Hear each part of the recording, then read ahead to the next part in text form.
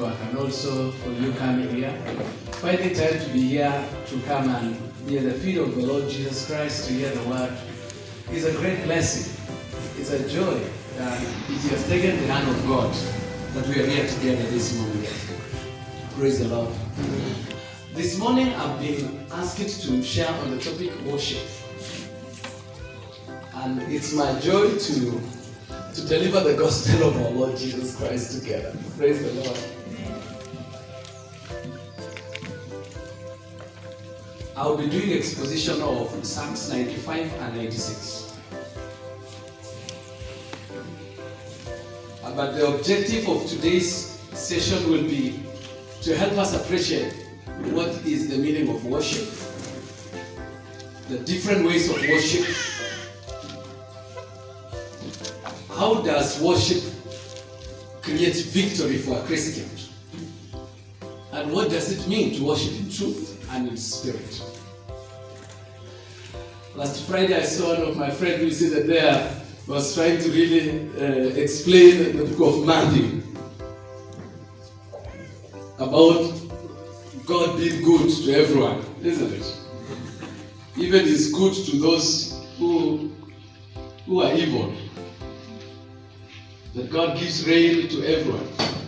Whether you are a Christian, or you're a pagan, or you are an Hindu, or you're a Muslim, God still gives rain to all, isn't it?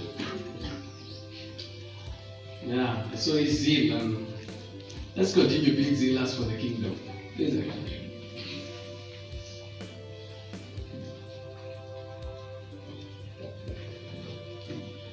Let's pray. Precious Lord, we are so much grateful and delighted to be in your presence today. Bowing at your feet, Lord, we acknowledge that you're sovereign. We acknowledge that we exist because, Lord, you created us. And that, Lord, we are here today because you want to minister to our hearts, oh Lord. You want to challenge us. You want to make us appreciate and realize the truth of your word. I ask you that as we worship you in this pulpit today, Lord, that you will receive our thanksgiving and our praises unto you. Lord God, we are here in your presence. Our God, the only reason we are here this morning is because we acknowledge that you are sovereign. We acknowledge that you are God. We acknowledge that there is no one else. That, Lord, you are our creator and you deserve everything. That, Lord, you are the source of our breath that we breathe. That, Lord, we live because you exist and you desire us to be alive today. That, Lord God Almighty, we live in good health today because it is you who is the source of everything. Lord, I pray that this morning we will acknowledge you. We will bow before you. We will appreciate you. We will glorify you. We will magnify you because you are our God. Please teach us for your glory, we pray. Amen. Brethren, many times when you hear the topic worship, what comes into your mind generally is about coming in front here and singing and saying, I worship you, Lord. Praise the Lord. That's beautiful. That's part of the worship. But what exactly does worship mean? Some of us think that worship is for the worshipers, those guys who sing and worship the Lord every day, isn't it? And the others are just seated down so that you can be led in worship, isn't it? Yeah, you can be led to worship God. So many of us think actually also that worship is just about singing. No. It's a lot. It's quite a lot. Let's begin somewhere and try to define what worship means. Let's just begin there. Worship basically means expression of reverence and adoration to God. Expression of reverence and adoration to God. If you're writing, you can write that.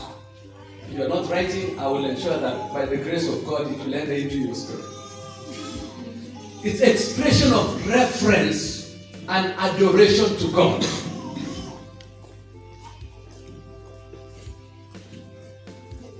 the chief question is, how do you express reverence and adoration to God? How do you do that? And in fact, why should we express adoration and reverence to God? And who is supposed to do that? Who is supposed to express adoration and reverence to God? First, I would want us to appreciate the fact that from the scriptures, and we will see right now in a few minutes, from the scriptures is that creation exists for the sole purpose of worship. Creation exists for the sole purpose of worship. Every creature that exists only for the purpose of worship. Nothing else. So everything that God created was created so that he or she can worship God. So I would say existence exists to bring reverence and adoration to God. Anything that exists, whether visible or invisible, whether in heaven or on earth, whether living or non-living, the sole purpose for their existence is to bring glory and reverence and adoration and to magnify the beauty of our God. So then, there is no choice. The whole question is, do you exist? Then your sole purpose is to worship. Whether thrones, whether authorities or dominions or principalities, they all exist for worship. So then, friends, it will be good for you to appreciate the fact that even the existence of cows eating and feeding there, they exist for the worship. It's good for you to appreciate that even trees there, when they're swaying like that, they are there to express glory to God. They are worship. Even the clouds in the sky, the sun and the moon, even the rains in the morning, which prevented some of you from coming early like me, they are there to worship God.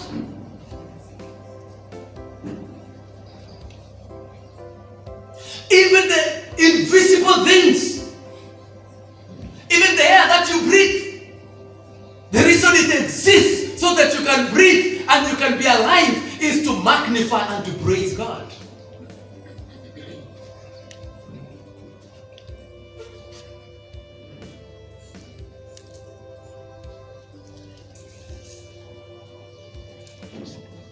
Even the fish in the sea, they exist there to worship God.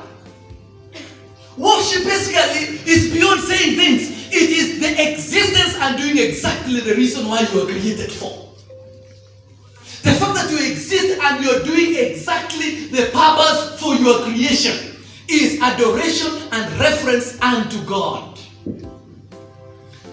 Now, quick to a human being. If your existence is not doing exactly the purpose for which you were created for, there is a problem. That's what we call moral corruption.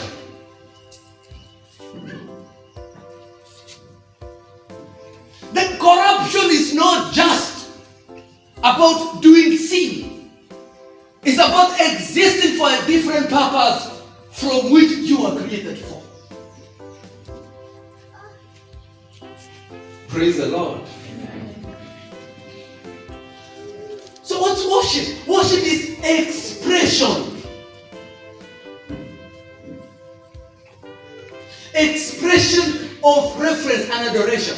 Let's go deep a little bit to the word expression. Expression.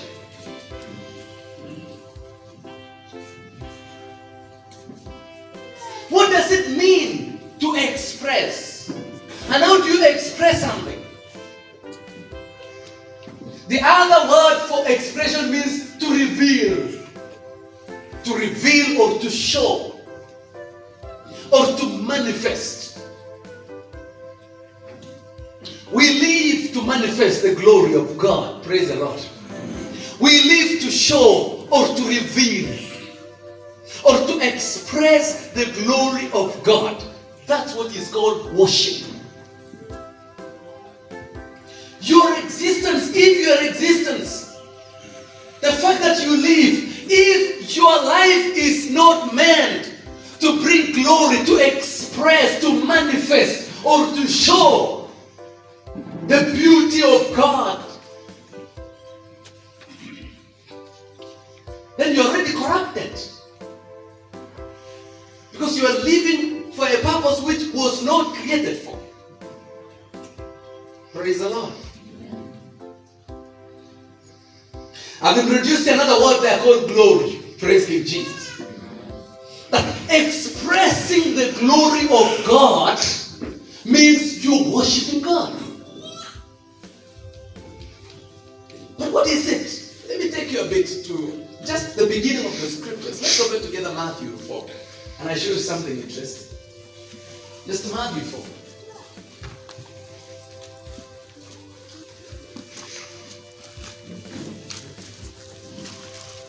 A basic scripture which we have always read. Matthew 4 verse 8. I've just jumped the scriptures there because it's about the temptation of Jesus Christ.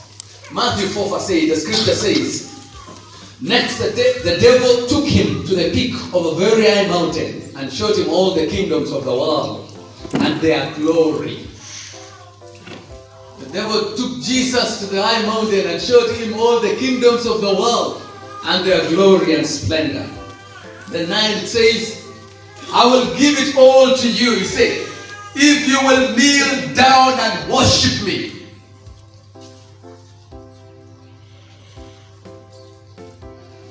You know, the devil is telling Jesus, I can give you all, everything. I can give you all the kingdoms of the world. I can give you all the splendor of the world. I can give you everything in this world, which was given to me by human beings when they fell in the garden of Eden. I can give you everything if you only do one thing. If you only worship me. If you only worship me.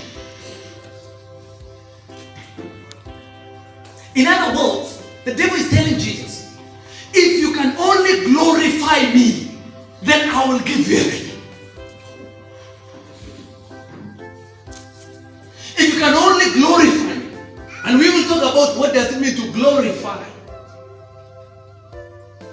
This is a very serious thing for any Christian.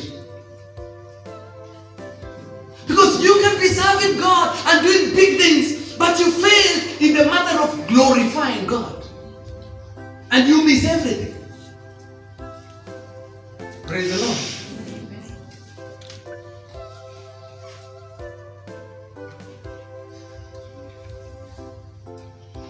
Where did sin originated from?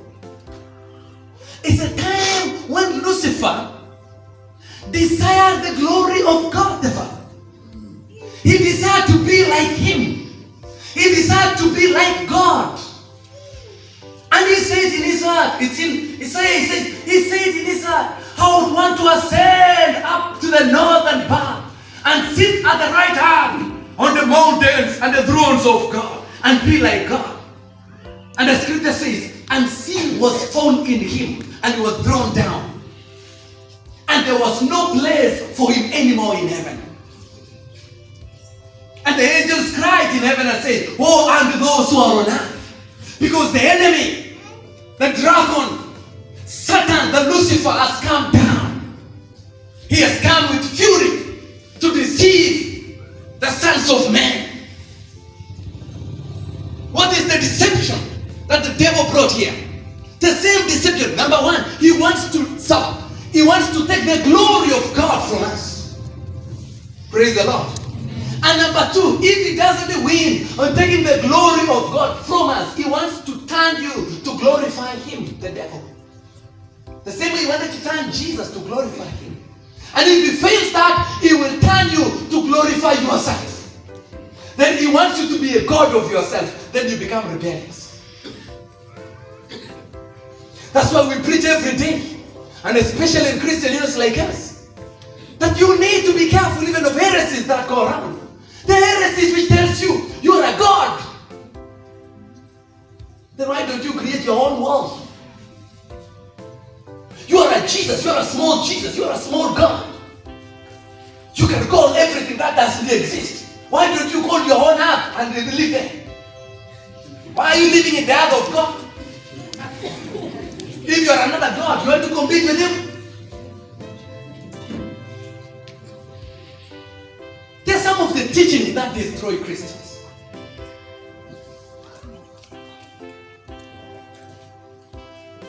And somebody last Friday saying here that the individuals who say that we cannot preach about chastity because we are already pure. Then why did Jesus come to the world? Why did he die on the cross? What was the forgiveness for? Praise the Lord. Amen.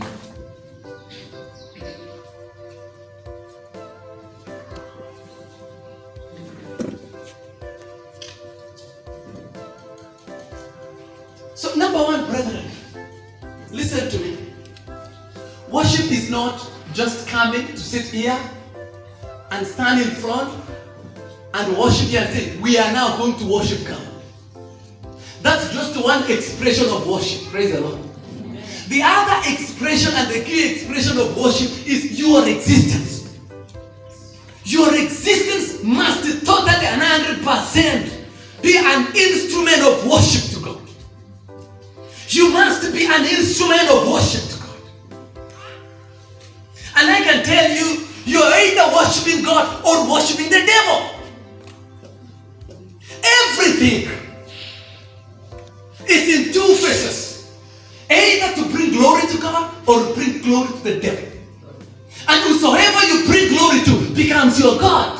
Whosoever is your God becomes your master of your life. And you will fulfill its destiny. Praise the Lord. Amen. So that, for instance,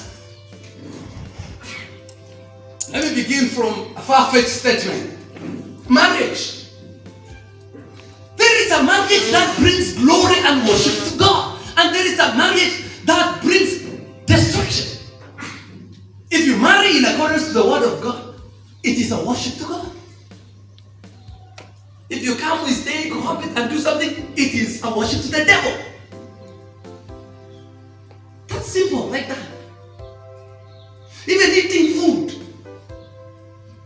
If you eat in accordance to the word of God, you bring glory and worship to God. If you eat in a mofas abracadabra way, you bring glory to the devil.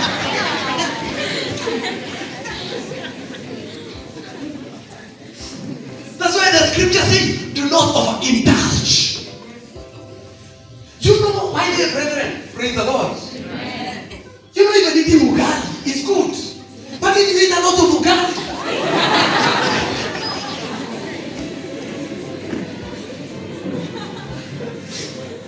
some of us are addicted to tea. You need to repent.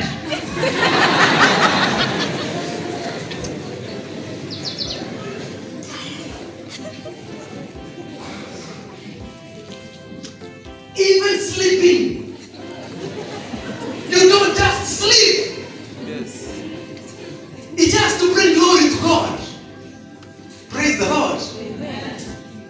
That's why you have to be under surveillance of the kingdom of God 24/7. Yes. Some of us, we sleep sometimes and we dream some funny things. You wake up in the morning and say, wow, what was that?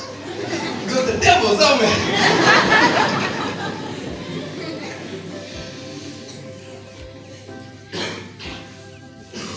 Even talking, your words, you have to measure your words. The scripture says you will be judged based on the words you speak. You don't just speak anyhow. Praise the Lord. Because every word is an expression of glory to God or a glory to the devil. Your words magnifies God or magnifies the devil there.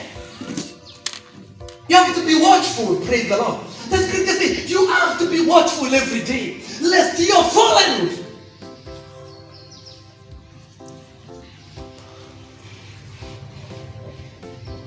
The other day I was rebuking some people. They are making jokes. It's good to make a joke. But if you make jokes using lies, seriously.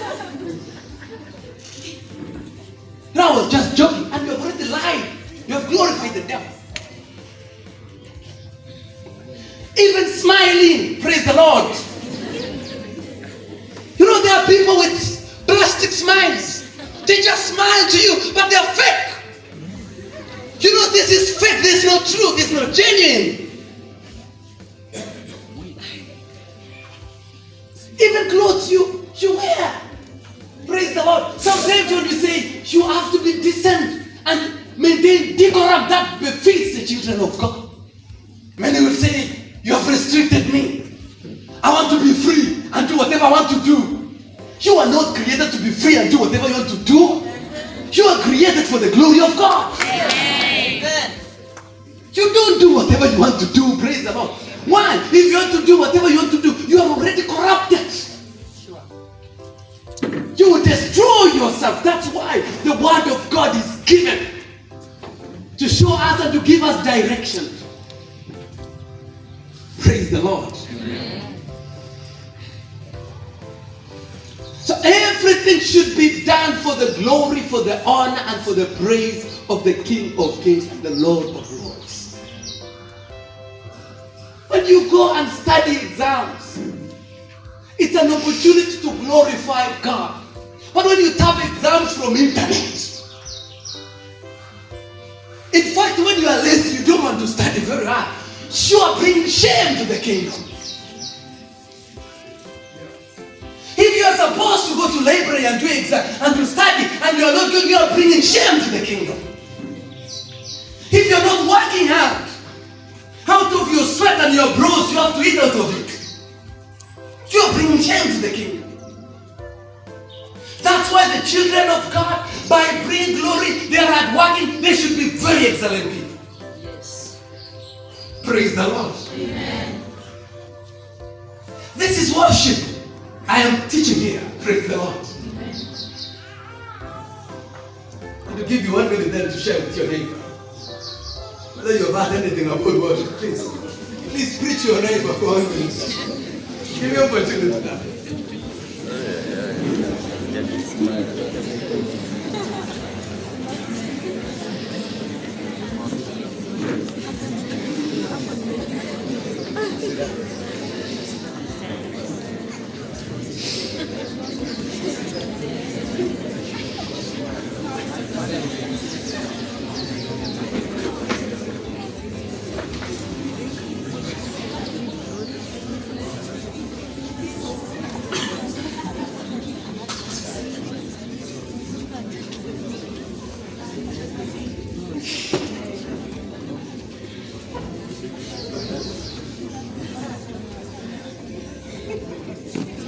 Praise the Lord.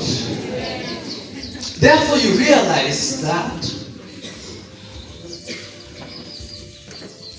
bringing glory to God, being an act of worship, bringing glory to God means you bring everything in you, within you, or surrounding you, must all be centered on God alone. Everything you do, the way you behave, your character, your walking style, your smile, everything, whatever you do, all must be to bring honor and praise to God. Whether you say anything or you don't say, the way you do things must reveal the glory of God. Then, in this case, there is nothing of your own. There is nothing. First, beginning to worship, begin by a reality or realization that there is nothing of your own. It begins there. That you are no longer seeking anything for yourself. First, it begins by realizing that you are not of your own. That's the beginning. You are not of your own. That you are a master's vessel. It begins there. You are a master's vessel. You are not of your own. Therefore, by realizing that you are not of your own, the next reality is knowing that there is nothing you're seeking for yourself. You're no longer seeking anything for yourself. You're no longer seeking praises for yourself.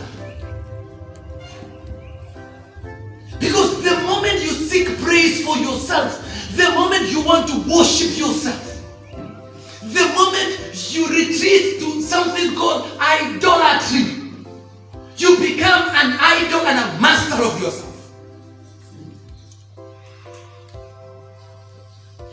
It begins there, brethren.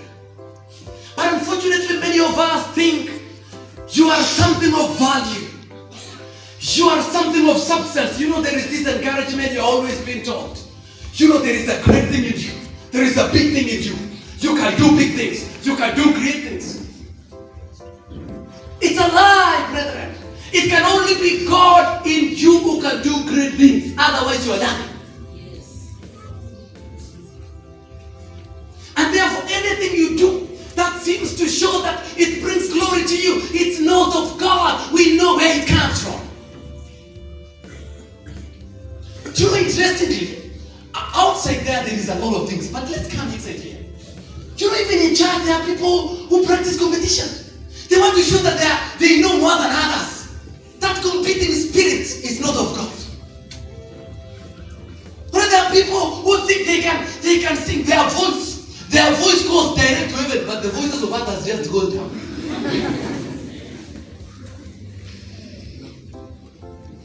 When by the grace of God you understand one scripture, you think now you know everything. Now you can divide the whole church and you go and begin your service outside there. You are never to refer to you as a God. You know, you are now the master. You can now get revelations from heaven on your behalf. Now we'll come and listen to you. Please speak to us. Tell us what God is saying. Who are you? Are you another God? You know, let's say the truth, brethren. We have seen, the scripture says in Acts, there is somebody called Bar Jesus who came and thought he was a great man. And he took a group of people for himself and said, now I know more than all the rest. Now I know God can speak to me directly. That's why I cannot fail to say this. David Oworu has misled his congregation. It has become cultic. That doctrine is not from God. He cannot purport to listen to God on behalf of him. It's only Jesus, the Son of God, who can listen through his word. But unfortunately, there are now small splinter wars. We need to pray for God to deliver.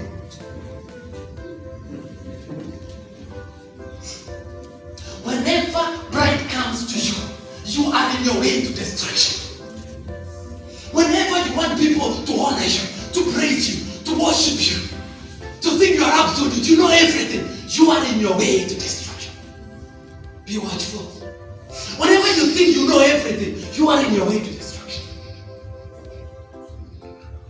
For the scripture says, we have just known in part, but we have not known in full until we see him face to face. So the more you know about God, the more humble you become. Praise King Jesus. Amen.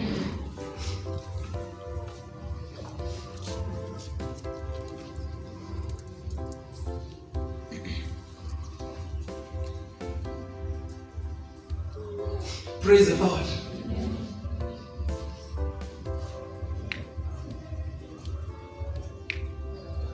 You know, many of us, we are falling into that temptation every day. Even recently when we were in holiday, some of you go to church and you realize that you listen to the pastor there, your pastor who has been nurturing you from the time you were born. Now that you are in university and you're in Christian Union and you have heard a lot, because then you're wondering, what is this man saying here? I know more than you. You know, I'm a graduate of Best P class. You know, I go to commitment class, I know more than you.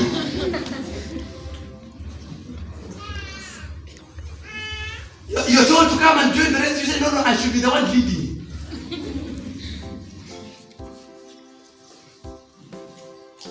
We have been tempted severally. And some of us, our parents are not born again. You go there and you say, you don't know anything. Let me teach you.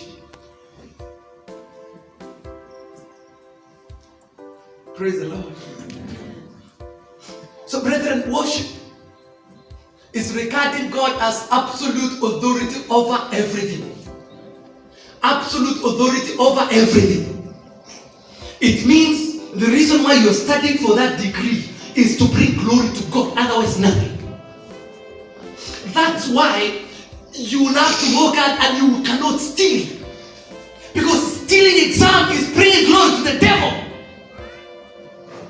And getting first class, you will go and do a job and the next thing is destruction.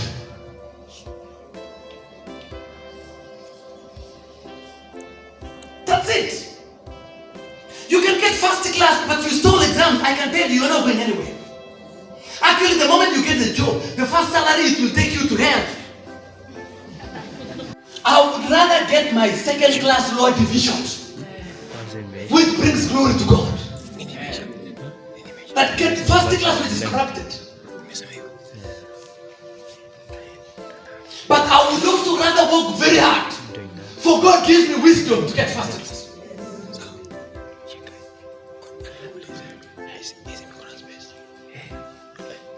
Why do you think there is division, even in the body of Christ like us?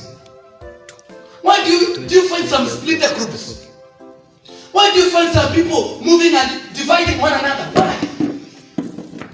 It's because they have missed on the glory of God. They have missed on who to glorify and who to praise.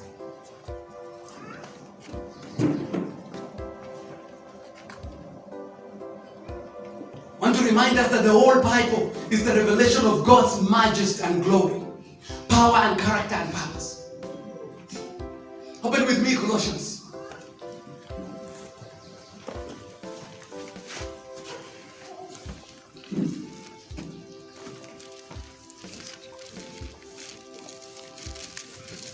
Colossians chapter 1.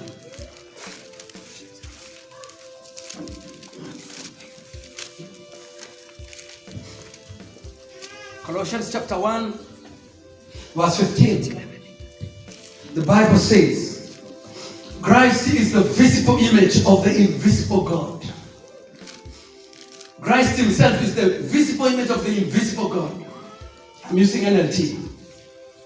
He existed before everything was created and is supreme over all creation. That's one. Christ is supreme over all creation. 16. For through him, God created everything in the heavenly realm and on earth. Through Christ, God created everything that exists. Everything was created through Christ and for Christ. And everything in heaven and on earth was created through him. He made the things we can see and the things we cannot see, such as thrones, kingdoms, rulers, and authorities in the unseen world. Everything was created through him and for him. That's worship. Worship is realizing that everything was created through Christ and for Christ. And first of all is that you being a created being, you are created for Christ. And everything you have to do, you do it for Christ. Your character for Christ. Everything for Christ. And if it's not for Christ, it is unholy. Anything unholy is sinful. It's called rebellion. Anything you have ever done before, which is not for Christ, is not holy and cannot be blessed. And by the way, I want you to appreciate the fact that anything you do for Christ is already blessed.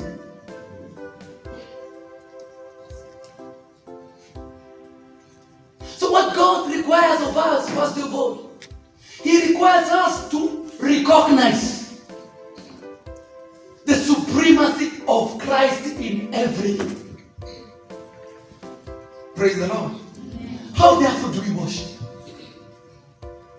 Let me give you some of the examples of how we can worship. In other words, you are saying, how do we express reverence and adoration to God? Praise the Lord. Number one, we express through our own life. We express through the totality of our life. The way we live, our character, our attitude, our thinking, our reasoning. That's why even our minds must be transformed by the renewal of our mind, must be transformed by the word of God.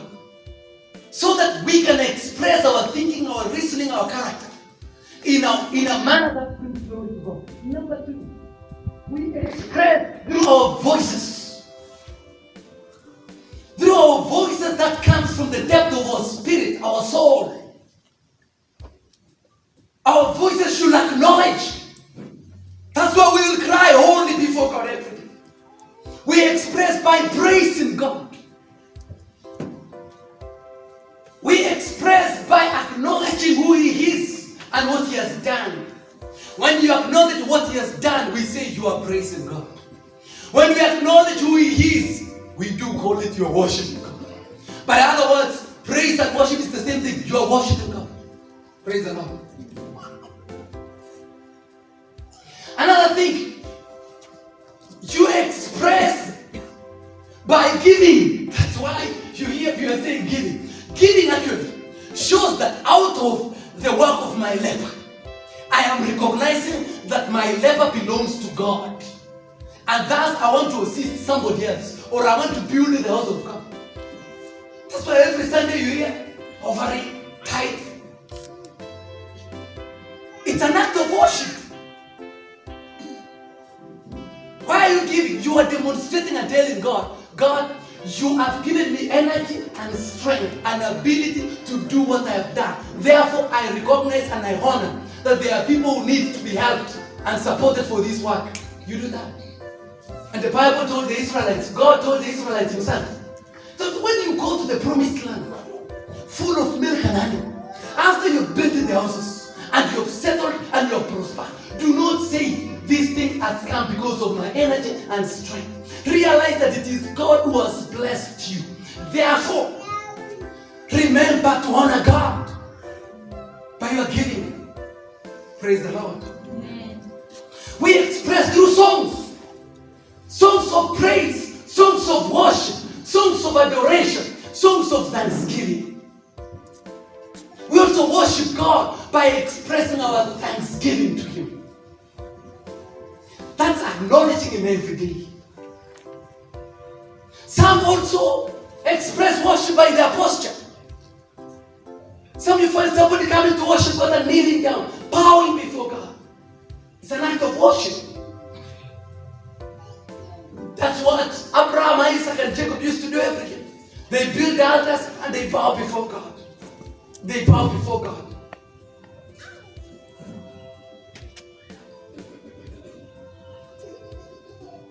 Then, brethren,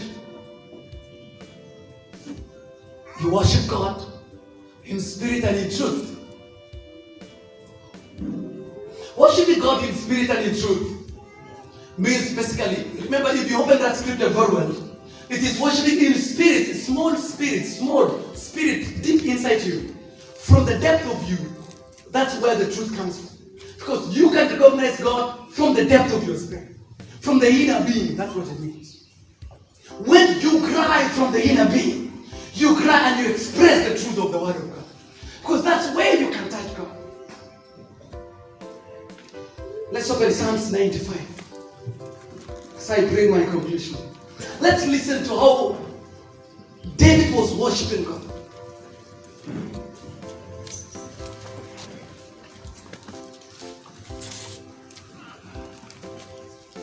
Take us through Psalms 95 verse 1 to 7 and then Psalms 96.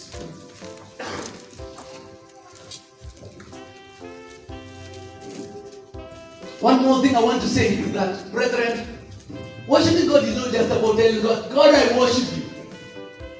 God, you know I worship you.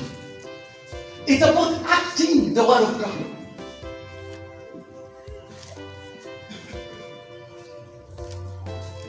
Two more expressions of worship which this scripture of Psalms 95 will reveal to us is, number one, this is two more expressions of worship.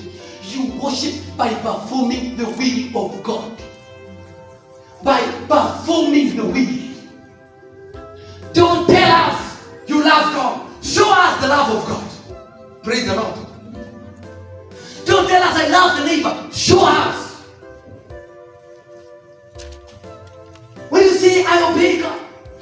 show us, perform the will of God.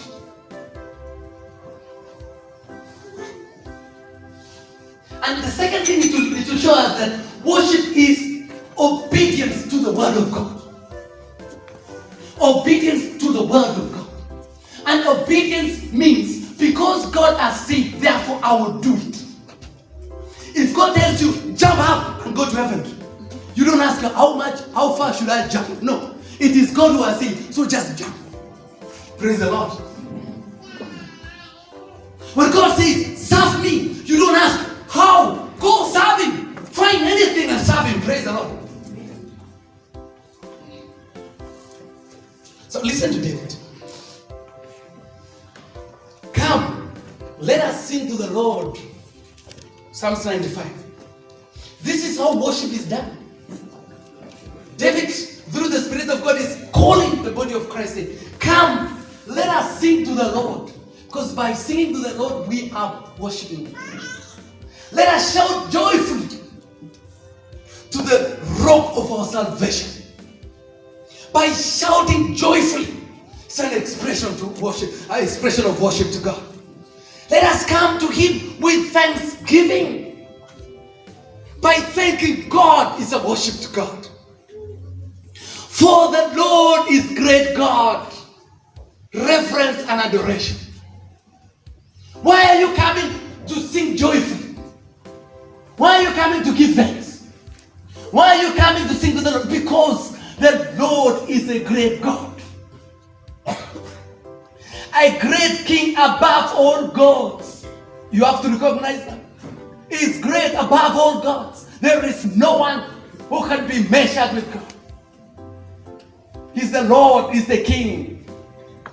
He holds in his hands the depth of the earth. You can read it with me. He holds with his hands the depth of the earth. He holds the whole world in his hands. The whole world. You yourself, you cannot even hold 1 centimeter of the whole world. He holds. He deserves all the worship and praise to our hearts. He holds the whole earth in his hand and hand. That's our God. Listen, he holds in his hands the depth of the earth and the mightiest mountains. By his power, he sustains the mightiest mountains. That's our God. The sea belongs to him, for he made it. He made the sea. His hands formed the dry lands. Come, let us worship and bow down.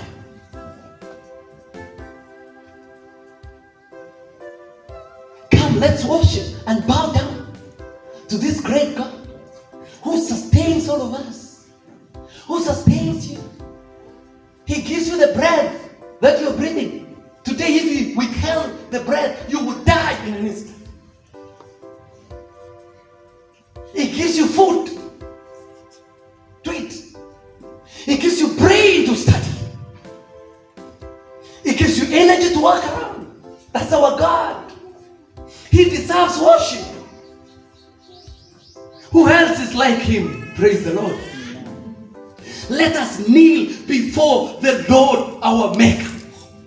For he is our God. We are his people. He watches over us, the flock under his care.